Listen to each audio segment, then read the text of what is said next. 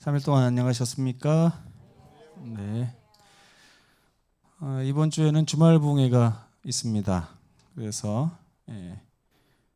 금요일 안식일에 우리 제주중앙교회 최강병 목사님께서 오셔서 청지기 부흥에 대한 말씀을 주시겠습니다. 이번 주에는 교과가 오늘 1시간만 준비될 것 같습니다.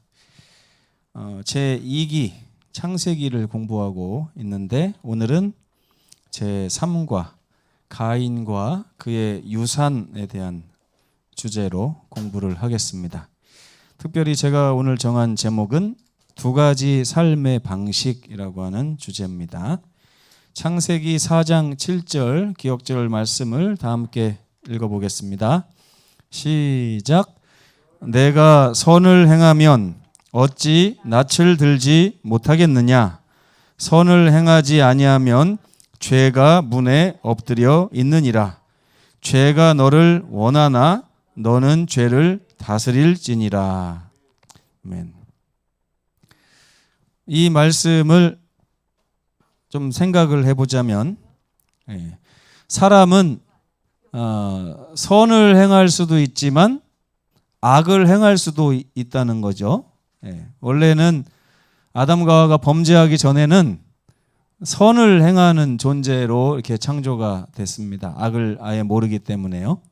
그런데 범죄 이후에 이제 선과 악이라고 하는 두 주제가 생겼는데 사람이 선을 행할 수도 있고 악을 행할 수도 있다는 거예요. 그런데 가만히 보시면 뭐가 없냐면 중간지대가 없습니다. 중간지대가 없어요. 선을 행하면 악이 물러가고 선을 행하지 않으면 악이 찾아오는 구조입니다. 그래서 여기 보면 하나님께서 뭐라고 말씀하시냐면 죄는 항상 어떻게 한다고요? 우리의 문 앞에 어떻게 한다고요? 엎드린다고요. 이게 무슨 말입니까? 굴복한다는 얘기예요? 죄가 문에 엎드린다는 얘기가 무슨 뜻입니까? 네? 항상 이렇게 우리 마음 문 앞에 엎드리고서 내가 말하는 쪽으로 가자 하면서 자꾸만 유혹하고 미혹하고 이렇게 한다는 거예요. 그런데 왜 그러냐? 죄가 너를 어떻게 한다고요? 원한다고요.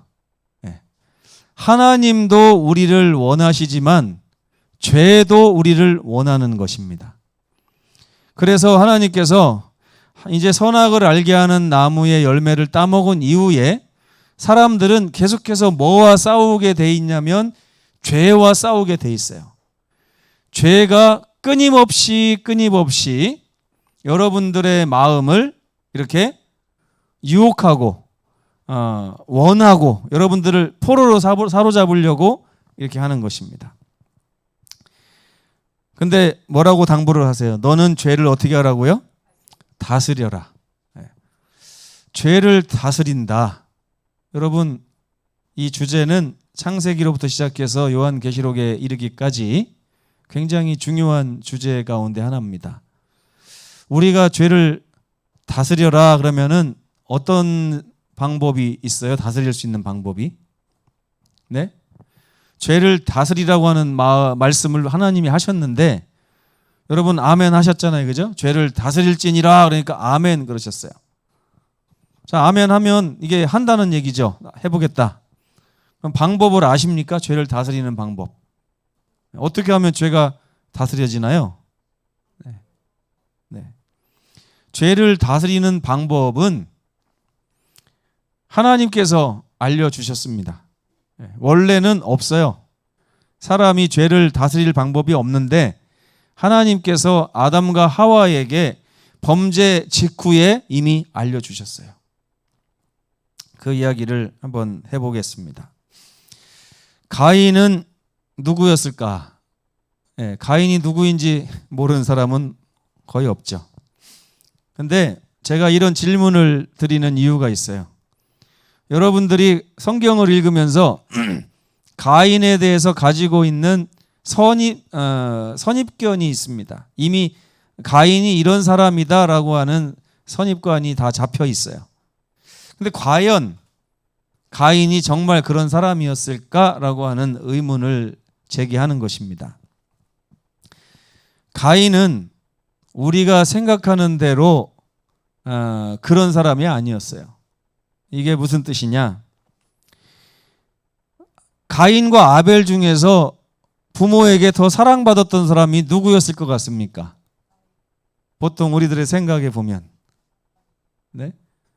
장남이라 사랑받았을 것 같지만 성경을 읽고 뉘앙스를 보면 가인은 아주 나쁜 범죄자였고 아벨은 정말 하나님을 신실하게 섬기는 종이었기 때문에 우리의 마음속에 어떤 선입견이 있냐면 아담과 하와도 가인보다 아벨을 훨씬 더 사랑했겠다 하는 그런 선입견이 있습니다.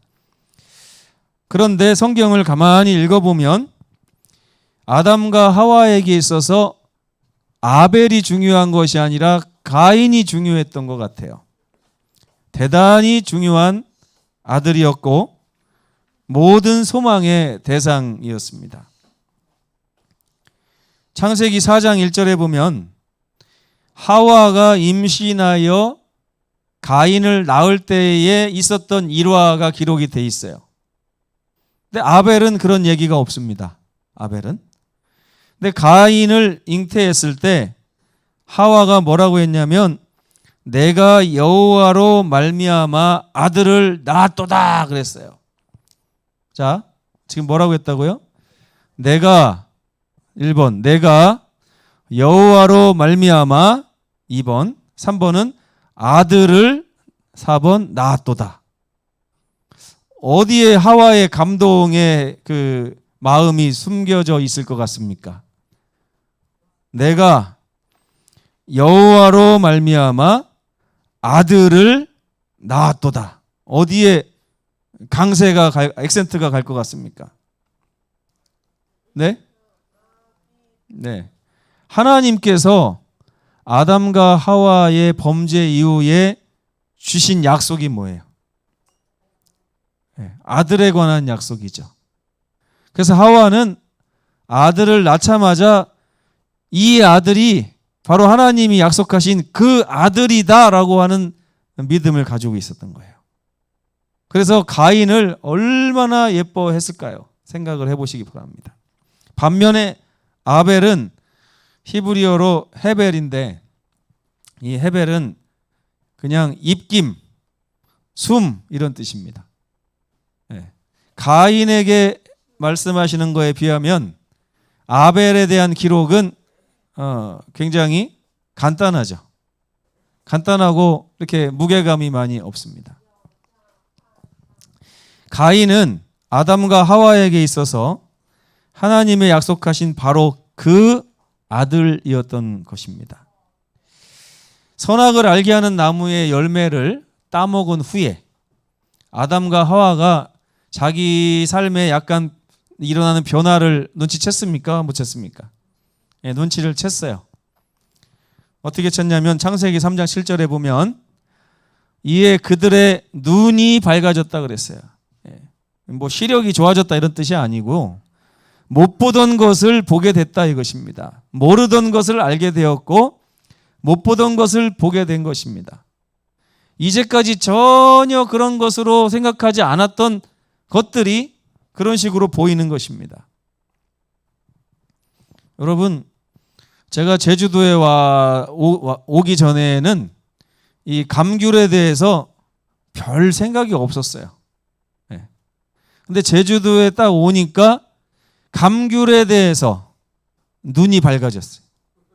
이 감귤이 제주 사람에게 어떤 의미가 있는 과일이고 이 감귤이라고 하는 것이 삶에 어떤 영향을 행사하고 이 감귤이라고 하는 것이 제주 사람들에게 어느 정도의 자부심을 가지게 하는지 그리고 감귤을 먹는다는 게 무슨 의미인지 이런 것들을 모르던 것을 계속 알게 된 것입니다. 이런 걸 보고 뭐라고 하냐면 눈이 밝아졌다고 그래요. 그래가지고 자기들이 뭘 한 걸 알았어요? 벗은 거를 알았어요. 이제까지는 자기들이 벗은 것이 보이지를 않았어요. 그런데 눈이 밝아지다 보니까 그것이 보인 것입니다.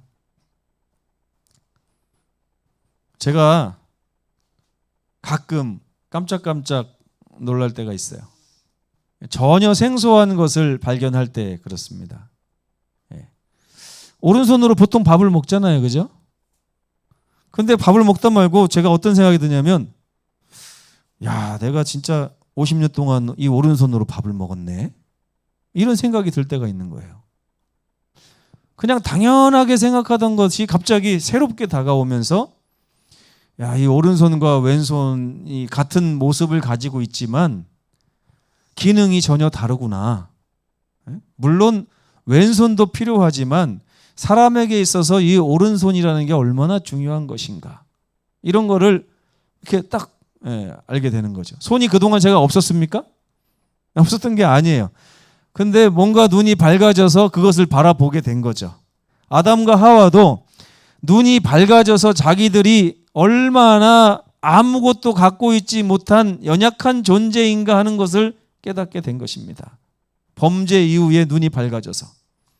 그런 다음에 무화과 나무 이파리를 엮어서 일단 급한 대로 가리기는 했는데, 마음에 들어요, 안 들어요? 마음에 들었으면 숨지 않았겠죠. 그죠? 하나님이 오셨을 때, 하나님, 저 무화과 나무 치마 입었어요. 한번 좀 보세요. 이렇게 할 거 아닙니까? 그죠? 그런데 가리고 나서 보니까 만족스러워요? 아, 잘 가려진 것 같아요? 아니에요. 아, 이거 가지고 안 돼요. 역시 벗은 거나 입은 거나 별 차이가 없는 거죠. 그러니까 하나님이 나타나시니까 부끄러워가지고 숨었다는 얘기는 무화과 나무 이파리가 전혀 그 역할을, 목적을 달성하지 못했다는 것입니다. 근데 여러분, 한 가지 중요한 사실이 있어요. 무화과 나무 이파리로 자기를 가리기 전에는 어떤 생각을 했다는 거예요? 저걸로라도 가리면 가려질 것 같다라는 생각을 했다는 거죠. 여러분, 인생을 살면서 보면 우리 삶에 왠지 뭔가 이렇게 뻥 뚫린 것과 같은 부족함을 느낄 때가 있습니다. 공허함을 느끼고 갈증을 느낄 때가 있어요. 그런데 많은 사람들이 자기가 이렇게 바라보는 걸 보면서 저거 정도면 나의 공허함을 가릴 수 있겠구나 하고 생각하고 가려보는 거죠. 근데 가려보면 알게 됩니다. 그게 답이 아니었다는 것을. 근데 사람들은 어떤 특징이 있냐면 가려보기 전까지는 거기에 소망을 두고 있어요. 아, 돈이 나를 가려줄 것 같다. 근데 막상 돈이 있으면 가려지질 않는 것입니다. 명예가 가려질 것 같다. 근데 막상 명예를 가져다 보면 가려지지 않는 거예요. 여러분, 이런 경험을 많이 하셨죠? 네. 저도 살면서 얼마 살지는 않았지만 그런 경험을 많이 해봤습니다. 무화과 나무 이파리도 써보고 솔잎도 써보고, 단풍나무 이파리도 써보고 다 써봤는데, 물론 모든 나무 이파리를 다 써보지는 않았겠죠? 그런데 몇 번만 해봐도 아, 이게 나무 이파리로 가려질 게 아니구나 하는 거는 알 수 있죠. 그렇습니까? 그거를 알게 된 것입니다. 그런데요, 그들이 이 정도의 변화는 감지하기는 했지만 그들은 죄를 그렇게 심각하게 생각하지는 않았던 것 같아요. 왜 그러냐? 가인을 낳았을 때 하와가요, 이 아들을 통해서 하나님이 문제를 해결하시겠구나라고 기대를 했다는 거예요. 우리가 지금 이렇게 지나와서 성경을 보니까 이게 말도 안 되는 얘기이긴 하지만 그 당시 하와는 적어도 몇십 년 안에 선악을 알게 하는 나무의 열매를 따먹은 그들의 본질적인 죄악에 대한 것이 완전히 해결될 것이라고 하는 희망을 품고 있었던 것 같습니다. 금방 끝날 문제처럼 생각했다는 거예요. 과일 하나 따먹은 거 하나님께서 이 아들을 통해서 이제 금방 회복시켜 주시면 우리는 이제 저 어딥니까? 그 그룹이 지키는 에덴을 향해서 생명나무 가는 길을 이제 다시 들어갈 날이 내 생전에 금방 올 것이다. 하와가 그렇게 생각했다는 거예요. 그렇기 때문에 하와가 가인을 낳았을 때 내가 여호와께서 얘기하던 그 아들을 낳았다 이렇게 말을 한 것입니다. 근데 하나님께서 인식하는 만큼 그 죄의 심각성을 그들은 느끼질 못했습니다. 한번 비교를 해보세요. 가인을 통해서 그 선악을 알게 하는 나무의 범죄가 해결됐다.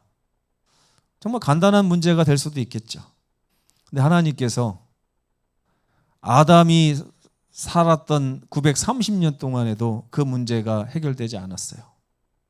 그리고 오히려 1500년 정도가 지났을 때는 온 세상이 죄의 심각성을 깨닫고 물로 멸망을 당해서 다시 한번 새 시작을 했는데도 불구하고 이 세상은 여전히 그 노아 홍수 당시에 그 죄의 심각성을 가지고 있는 것입니다.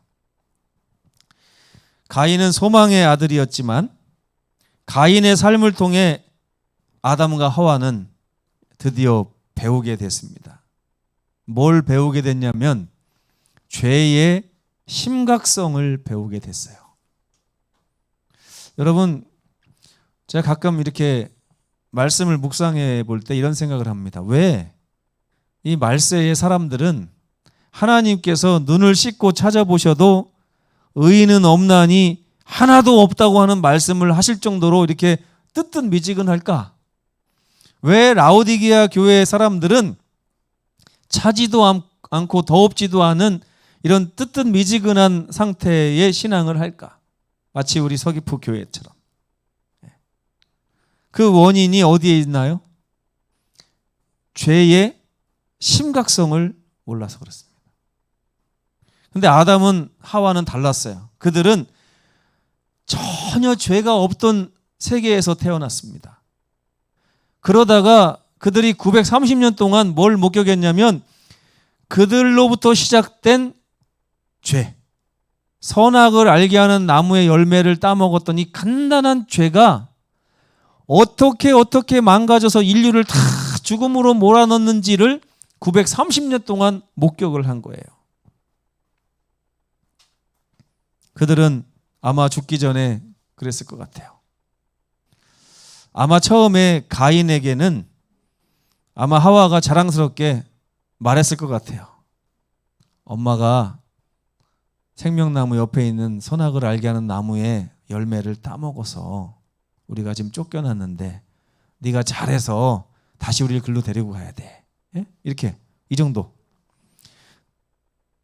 근데 한 500년쯤 살았을 때 아담은 다시 한번 자기 죄의 결과들을 목격하면서 하와와 아담은 이 세상의 후손들에게 정말 많은 죄책감을 느꼈을 거라고 생각합니다. 그리고 그들이 900년을 살고 930년을 살면서 이 인류의 그 1000년 동안의 망가진 모습을 볼 때 정말 이게 사람의 힘으로 해결될 그런 문제가 아니구나. 하나님께서 창조하셨던 그 완전하고 아름다운 세계가 이렇게 망가질 수 있는 거구나 하는 것을 그들이 아주 심각하게 깨달았던 것입니다. 그들은 그 소망의 대상이었던 가인이 불과 몇십 년도 지나지 않아서 저지른 죄악을, 끔찍한 죄악을 목격했습니다. 그게 그들이 바라봤던 죄의 거의 시작이나 마찬가지예요. 이 선악을 알게 하는 나무의 열매를 따먹은 게 아무것도 아닌 것처럼 생각할 수도 있지만 그 결과 이 온전했던 인류가 불과 몇십 년 만에 형제가 형제를 쳐 죽이는 그런 엄청난 일이 벌어진 것입니다. 또한 그 첫 부모들은 가인의 후손을 통해, 특별히 아벨보다는, 셋보다는 가인의 후손을 통해서 그 죄가 마치 전염병처럼 막 퍼지는 모습을 다 목격했습니다.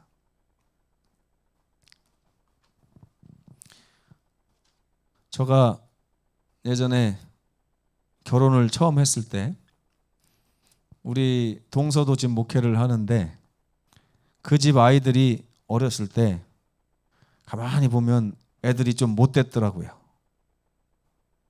못돼서 제가 속으로 욕을 많이 했고 겉으로도 했어요.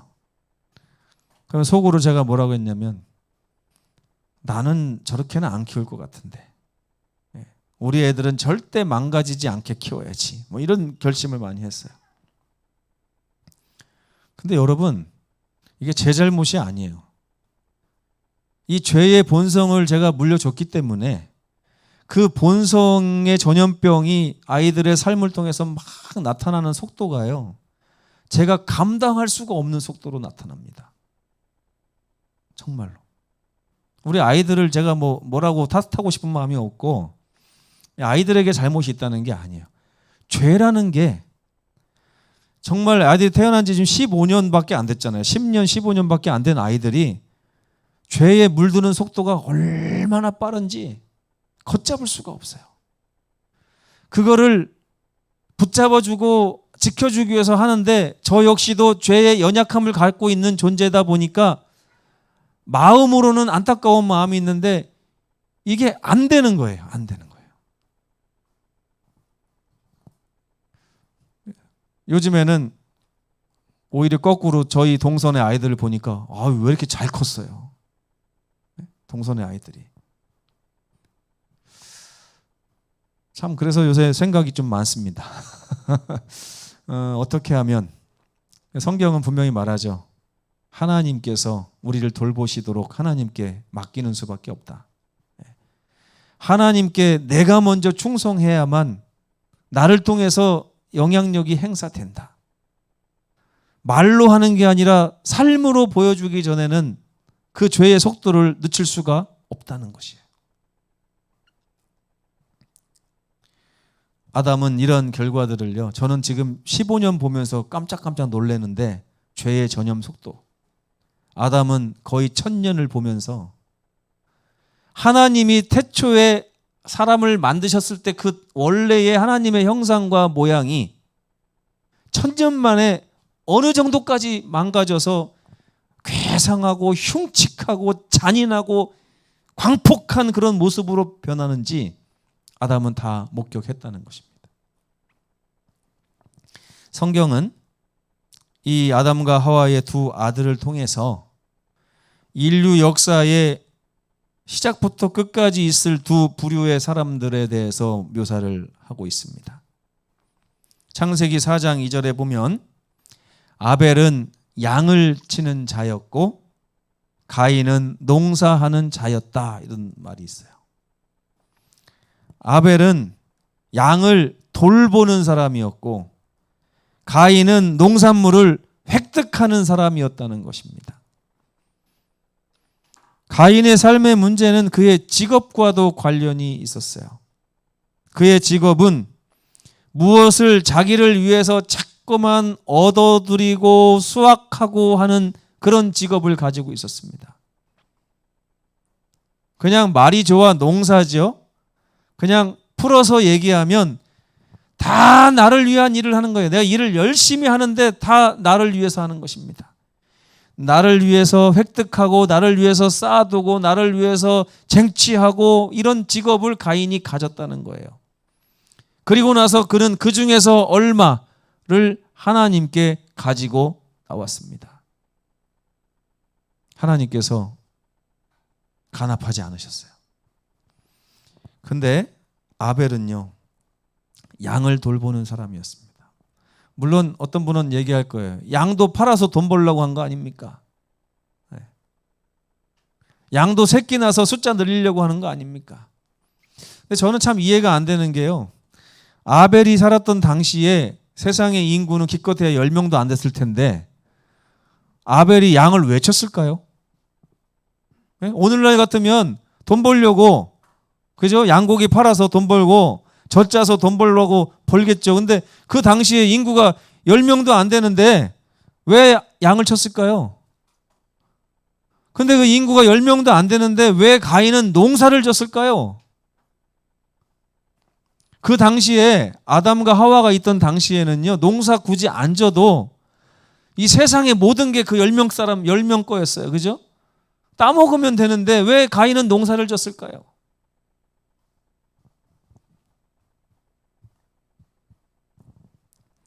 그 이유는 가인은 이 불확실한 세상에서, 이제 쫓겨난 세상, 불확실한 세상에서 자기 자신의 안전을 위해서 계속해서 걷어들이고 수확하고 쌓아놓는 일을 시작한 것입니다. 반면에 아벨은요, 양을 생각한 거예요. 하나님께서 첫 번째 부모에게 주셨던 그 가죽옷의 이야기를 들으면서 하나님이 가져오라고 하신 그 양의 피를 생각하면서 그는 양을 돌보기 시작한 것입니다. 어떤 사람 한 사람은 자기를 위해서 살았고 한 사람은 양을 돌보면서 하나님이 나를 돌보시는 그 사랑을 묵상해 보는 그런 삶을 살았습니다. 이 세상 끝까지 이 두 부류가 계속해서 이어질 것입니다. 여러분, 지금 우리는 어느 장소에 서 있습니까? 가인은 자기의 소산을 가지고 그대로 하나님께 가져왔는데 아벨은 하나님이 약속하신 언약의 피를 가지고 하나님 앞에 섰습니다. 이것이 죄를 다스리는 방법이었어요. 하나님께서 가인에게 죄는 자꾸만 너에게 네 소산을 쌓아라 하고 범죄하도록 엎드리지만, 너를 원하지만 너는 절대 잊지 말아라. 너는 죄를 다스려야 된다. 죄를 다스리는 유일한 방법은 양을 치는 것이었어요. 죄는 결코 가벼운 것이 아니었습니다. 그것의 결과는 매우 공포스러웠어요. 그러나 죄를 극복하기 위해 자기의 소산을 의지하는 것은 매우 어리석은 일입니다. 가인과 아벨의 이 단순한 차이가 그들의 정반대되는 삶에 영향을 끼친 것입니다. 가인에게 소망을 두었던 아담과 하와는 실망을 겪었지만 하나님이 약속하신 예수님은, 그 예수님을 바라보는 자는 결코 실족하지 않을 것입니다. 주 예수를 믿으라. 그래야면 너와 내 집이 구원을 받으리라. 우리에게 있는 유일한 소망, 또 우리에게 있는 유일한 대안, 죄를 다스릴 수 있는 방법, 다 십자가의 예수님에게 있습니다. 이후에 수요일 소지, 목요일 소지에 보면 또 다른 이야기가 나오죠. 그런 이야기에 대해서는 다시 한번 여러분 집에 가서 공부하시면서 좀 묵상해 보시면 좋겠어요.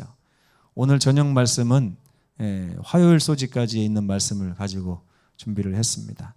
금요일 것도 말씀은 준비를 해놨어요. 제목이 뭐냐면 죄가 더하는 곳에 부어진 은혜라고 하는 주제를 가져왔습니다.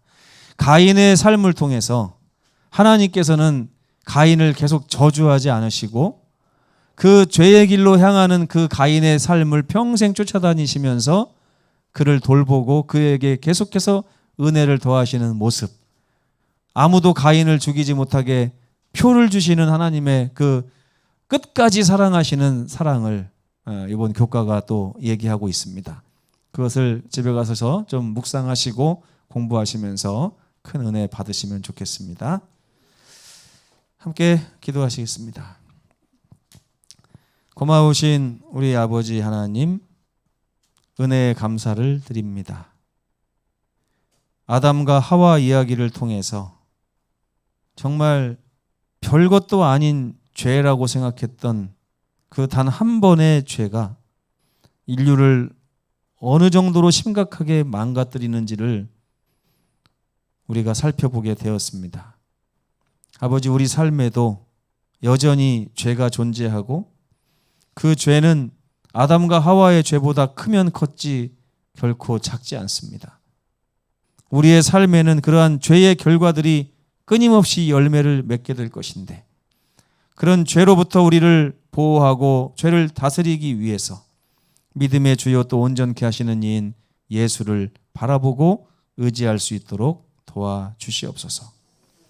아버지 하나님, 세상을 살아가는 두 가지 삶의 방식 중에서 우리가 자기의 소산을 의지하는 가인의 길에 서지 않도록 하시고, 양의 피, 언약의 피를 의지하는 아벨의 길에 서서 죄와 대적할 수 있도록 인도하여 주시옵소서. 주께서 우리를 승리하게 하실 줄 믿고 감사드리며 예수님의 이름으로 간절히 기도합니다. 아멘.